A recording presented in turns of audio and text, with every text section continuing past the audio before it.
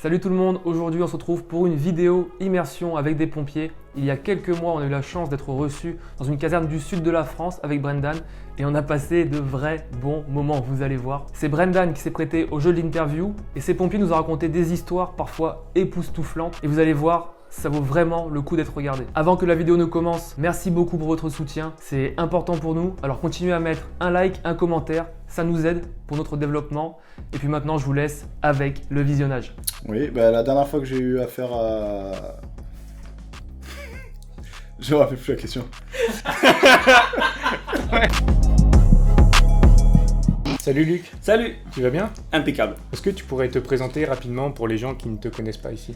Alors, oui, je m'appelle Luc, j'ai bientôt 40 ans, dans quelques jours. Ça fait 23 ans que je suis maintenant pompier volontaire et actuellement je suis adjudant à la caserne de Cuers. Est-ce que tu pourrais nous raconter la dernière fois que tu as fait face à une blessure hémorragique, que ce soit dans le cadre professionnel ou personnel? Alors, la dernière fois, ça a été dans le cadre professionnel, suite à sur l'intervention sur l'autoroute, un motard à grande vitesse qui s'est fracturé le fémur droit, donc fracture ouverte du fémur avec une hémorragie. Et on a dû justement poser un garrot en haut de cuisse pour stopper cette hémorragie. Lors de l'intervention, il y a quoi comme difficulté que tu as rencontré, que tu pourrais relever? Dans notre métier, on a l'habitude de gérer du matériel comme ça. Maintenant, ce qu'il ne faut pas oublier, c'est de checker sur ces interventions-là, de checker les poches des gens. Parce que des fois, là, il avait ses clés, justement, par exemple, il avait ses clés, donc on va pas faire un garrot sur des clés. Il faut bien checker les poches pour bien enlever tout ce qu'il y a dans les poches avant de faire un garrot dessus. D'accord, on fait une analyse. Exactement. On s'assure que ça qu'il n'y ait pas quelque chose qui va aggraver la situation. Exact, tout à et fait. ensuite, on peut faire la manipulation. Voilà. Est-ce que tu peux nous raconter la dernière fois que tu as fait face à une blessure hémorragique et si c'était dans le cadre professionnel ou personnel? Alors la dernière fois, c'était dans le cadre professionnel avec les pompiers.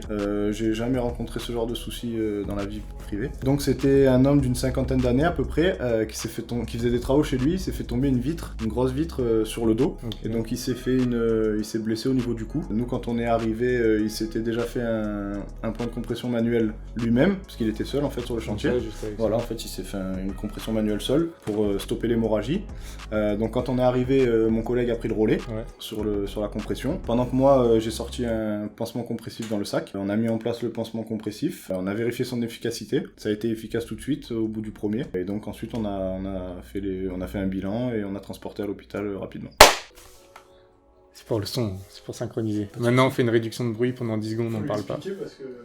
Ah, sinon il va se dire, c'est quoi ce mec là? Salut Fred, tu vas bien? Très bien, et toi? Ça va, ça va. Écoute, est-ce que tu pourrais te présenter rapidement pour les gens qui ne te connaissent pas ici? Donc Fred, marié, 2 enfants, 44 ans, sapeur-pompier volontaire à Cuers depuis 22 ans maintenant. Ça fait un bout de temps quand même. Un petit peu, ouais. Est-ce que tu pourrais nous raconter la dernière fois que tu as fait face à une blessure hémorragique, que ce soit sur une intervention professionnelle ou dans le cadre privé? Bien sûr.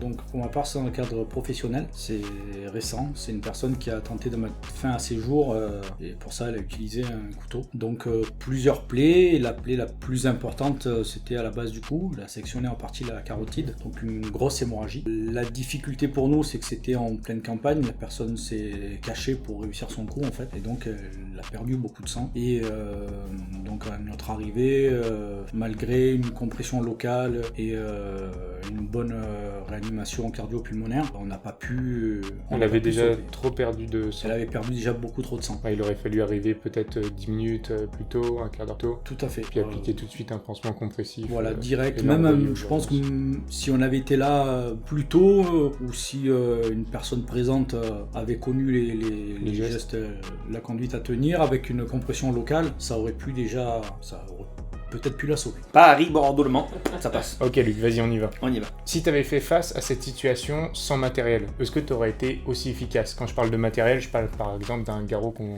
peut retrouver dans des kits de secours. Pas du tout. J'aurais même pas pu traiter l'hémorragie parce que comme il y avait l'os qui sortait et qu'il y avait une hémorragie associée, on n'aurait même pas pu faire de point de compression directement dessus, manuel ou soit avec du matériel. Enfin, sans matériel, je pouvais pas. À part avec une ceinture vraiment rangée comme ça. Ouais, c'est ça. Voilà, c'est On a vu qu'il y avait un corps étranger. C'est vraiment un garrot de fortune qu'on aurait fait dessus. Okay. Voilà, on n'aurait pas pu traiter autrement. D'accord. S'il n'y a pas de garrot qui a encore été fait sur cette hémorragie-là, il n'y aurait pas du tout son sang et du coup il serait mort. Est-ce que tu as eu des complications particulières pendant la manipulation ou tout s'est bien passé? Non, on n'a pas eu de soucis. On a été réactifs à deux du coup. Après on était Vous étiez deux, bien donc, synchro? On a été bien synchro.